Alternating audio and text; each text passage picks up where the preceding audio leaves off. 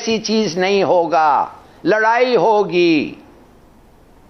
आप मेरे से लिख के ले लें कि अमेरिका और हिंदुस्तान चीन को आगे बढ़ने बीआरआई और सीपेक से नहीं आने देंगे।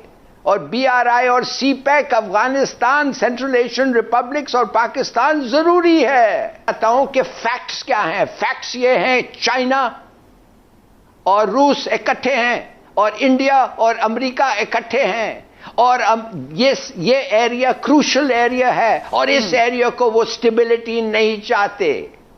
1-2 बिलियन डॉलर फिर खर्चने के ऑफर के साथ आ जाएंगे इनके पास।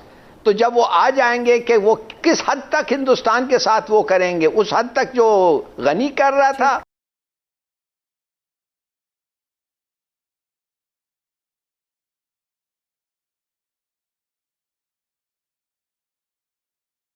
साथ ही ये जो एक थेरी एग्जिस्ट करती है कि अमेरिका को तो सूट ही नहीं करता कि इस खित्ते में पीस हो और स्टेबिलिटी आए, क्योंकि जाहिर है कि इससे फिर चाइना भी प्रोग्रेस मजीद करता है और जाहिर है सीपैक का भी मामला है, जो उनको ओवरऑल ये जो रीजन है सारा वो तरक्की करता नजर आएगा, तो वो ये नहीं चाहेंगे। डू यू थिंक कि इसके लिए अमेरिका कुछ ना कुछ करता ही रहेगा? इसलिए तो मैं आपको कह रहा हूं कि ये चलेगा नहीं। ये जो बातचीत हो रही है और आप लोग समझते हैं कि इधर और उधर से, इसलिए कि ये बैठा है वो बैठा है और बड़े मैच्योर हो गए हैं तालिबान और अब सब चीज़ हंकी डोरी हो जाएगा, इसलिए उन्होंने बड़ा सीखा है। कुछ ऐसी चीज़ नहीं होगा, लड़ाई होगी। आप मेरे से लिख के ले लें कि अमेरिका और हिंदुस्तान चीन को आगे बढ़ने बीआरआई और सीपेक से नहीं आने देंगे। और बीआरआई और CPEC Afghanistan, central Asian republics और पाकिस्तान जरूरी है। कमाल है। आप समझते हैं कि अमेरिकनों ने कारजाई, ये भाई ये तो खत्म हो गया। कारजाई को क्या क्या कर रहे हैं आप लाके? और वो हिकमत यार, तो तालिबान तो उसको देखना नहीं चाहते थे एक जमाने में, वो तो कॉम्प्रोमाइज्ड आदमी है। और साथ साथ अब्दुल्ला, मैं मिला हूं इस अब्दुल्ले को, ये मैं तो इसको कह रहा था, ये मैं जब मिला था मैंने कहा यू हैव अ 3 पीस नहीं, you have a 4 piece suit. Ajay Lali साहब की क्या दोस्ती होगी? दोस्ती होगी कि नहीं? और अगर दोस्ती होगी क्या उस हद तक होगी कि वो करें जो इंडिया उनको करवा रहा था? दूसरी बात है, इंडिया के साथ इनका क्या स्टांस है? ये जो सोहेल है, 2-3 इंटरव्यूज में मैंने सुना है इसको कहते हुए कि हम बात करेंगे ये वो, और इस वक्त हिंदुस्तान अच्छा नहीं कर रहा है जो किया है ये वो। हिंदुस्तान 1-2 बिलियन डॉलर फिर खर्चने के ऑफर के साथ आ जाएंगे इनके पास। तो जब वो आ जाएंगे कि वो किस हद तक हिंदुस्तान के साथ वो करेंगे, उस हद तक जो गनी कर रहा था, माने कि उनको आके अपने जासूसों से हमारे खिलाफ अटैक करने के लिए हमें इनको बताना है। सीधी बात है, हम 3 चीज चाहते हैं, स्टेबल बॉर्डर, टीटीपी के साथ तुम्हारा क्या रिश्ता, हिंदुस्तान के साथ तुम्हारा क्या रिश्ता, और अगर वो रिश्ता वैसा ही हो जो इनके साथ है तो फिर तुम हमारी दुश्मनी, हमारी दोस्ती नहीं, तुम हमारी दुश्मनी के लिए तैयार रह जाओ। ठीक है। तो हिलाली साहब, हिलाली साहब माफ कीजिएगा, असल में बात यह है कि हम एक ऐसी डेवलपिंग स्टोरी पे इस वक्त डिस्कशन कर रहे हैं जिसमें हर मिनट के साथ सूरत हाल बदल रही है। अब लेटेस्ट सूरत हाल ये है कि तालिबान सदारती महल में दाखिल हो गए हैं इस वक्त, और उन्होंने ये कहा कि हम किसी बुरी हुकूमत को नहीं मानेंगे बल्कि हम मुकम्मल तौर पे जो है इसकी हुकूमत संभालेंगे। तो ये सूरत हाल ये है कि हाँ जी, अब सूरत हाल ये है कि यहाँ पे अब चीजें हर मिनट के साथ चेंज हो रही हैं। और जो हिलाली साहब बात आपको और भी सूरत हाल जी बिल्कुल सही कहा आपने इमरान। मैं आपको एक और सूरत हाल बता रहा हूं। मुझे अभी पता चला है कि काबुल में फायरिंग हो रही है, तालिबान हैज ओपन फायर और पता नहीं किस किस को मार रहे हैं। देखिए आप ये छोड़े, ये रोज रोज एक नया अनाउंसमेंट आता रहेगा। मैं आपको बताना चाहता हूं कि फैक्ट्स क्या हैं। फैक्ट्स ये हैं, चाइना और रूस इकट्ठे हैं और इंडिया और अमेरिका इकट्ठे हैं और ये एरिया क्रूशल एरिया है और इस एरिया को वो स्टेबिलिटी नहीं चाहते और they will not permit it. ये सब बहाने हैं। रिकग्निशन, और जब अमेरिका का दाल नहीं गलेगा इधर, वो रिकग्नाइज, वो सैंक्शन करेंगे तालिबान को, लिख के ले लो। अच्छा, इसमें इमरान साहब बात वो है कि पूरी सेटअप के बाद आए या डायरेक्ट इक़्तिदार आ जाए, जिस तरह भी आए, लेकिन अब हमारे लिए जो क्वेश्चन है आप तीनों के लिए वो ये है कि पाकिस्तान की करंट सिचुएशन में क्या आप देख रहे हैं, चैलेंजेस क्या हैं, स्ट्रेटजी क्या होनी चाहिए, किस तरह से हम मीटअप करें, क्या आने वाले दिनों में हमें मुश्किलात फेस करनी पड़ेंगी?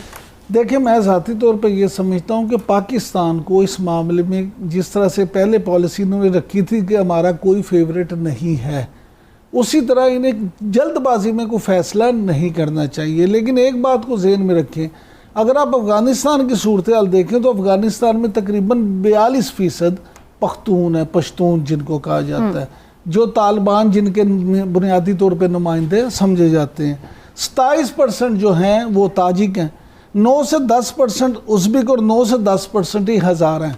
अब जो नॉर्दर्न एरिया थे और वो थे सारे, उन्होंने तालिबान ने क्योंकि शुरू ही इस दफ़ा से वहाँ से किया और वहाँ भी इनको हमायत हासिल है, इस बात को समझ लें कि वहाँ पे वैसे ही मुख्तलिफ नस्ल के मुख्तलिफ सोच के लोग रहते हैं। जहाँ पे जब इस तरह की सूरत हाल होगी तो वो कभी भी ऐसे नहीं हो सकता कि 100% इकट्ठे हो जाएं और 100% रहेंगे, फिर भी वो रहेंगे।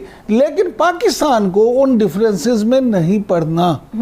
अब चीन को आप नाराज करते हैं या आप चीन के साथ खड़े होते हैं? अब अमेरिका और चीन जो है, अगर वो आपस में एक दूसरे के सामने आएंगे तो आपको भी फिर you have to choose one, जिसका इंडिया प्राइम मिनिस्टर साहब ऑलरेडी दे चुके हैं। हाँ, कि हम नहीं चाहते कि कोई ऐसी सिचुएशन आए, लेकिन इवेंचुअली लगता है कि ये सिचुएशन आएगी। तो फिर मुझे आप ये बताएं कि चीन जिसने हमेशा आपका साथ दिया, आप कैसे उसे छोड़ेंगे? आप उसकी तरफ जाएंगे, आपको फिर अमेरिका बहादुर जो है उसको छोड़ना पड़ेगा, जिसने बहादुर वैसे करना ठीक है। मैं जिस सेंस में कह रहा हूँ आप समझ गई। मैं तो ऐसे बीच में थोड़ा सा चुटकुला था। लेकिन जनरल साहब, डू यू थिंक कि पाकिस्तान के लिए आने वाले दिन मुश्किल हैं इन टर्म्स ऑफ कि हमें मजीद कोई पनाह गुज़ीनों की मेज़बानी भी करनी पड़ सकती है? खुदा न खास्ता जो अगर वहाँ पे कोई सिचुएशन ख़राब होती है अमन अमान की, तो यहाँ पे भी उसके असरात हमें नज़र आएंगे।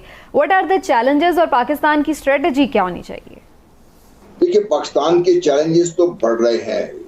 एक तरफ अमेरिका है जिसकी मुखालफत, क्योंकि सुपर पावर है एज ऑफ नाउ, उसकी मुखालफत हर एक काम साया इतनी आसान काम नहीं है पाकिस्तान के खास तौर पर। लेकिन ये बात भी सही है कि ये सुपर पावर का जो स्टेटस है, अमेरिका की जो पावर है ओवरऑल एज सच, वो ऑन द डिक्लाइन है इस वक्त। और इस वक्त कंट्रोल उनका नजर आ रहा है, लेकिन with in and outside America जो उनका इन्फ्लुएंस पहले था, ये जो औरत था उनका पावर का, वो अभी वो नहीं है। इसलिए अमेरिकन के लिए भी काफी चैलेंजेस हैं। पाकिस्तान को एक तो ये देखना है कि पाकिस्तान अफगानिस्तान में पहले भी फरीक नहीं बना था, पिछले 10-12 साल से, 20 साल से, अब भी पाकिस्तान फरीक ना बने। अफगानिस्तान में जो अफगान्स हैं, let them sit down and settle down. अगर इसमें पाकिस्तान की बैठ के किसी बातचीत में मदद कर सकता है, yes, Pakistan should do it.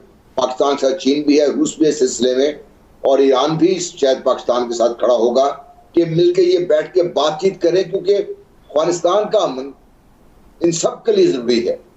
और जिस तरह भी लाड़ी साहब ने कहा, और मैं भी बार बार ये कह रहा हूं कि ये वन बेल्ट वन रोड का मंसूबा अमेरिकन नाकाम बनाने की पूरी कोशिश करते रहेंगे, जिसकी वजह से अफगानिस्तान और पाकिस्तान में दहशतगर्दी और खून खराबे का खतरा आपको नजर आ रहा है।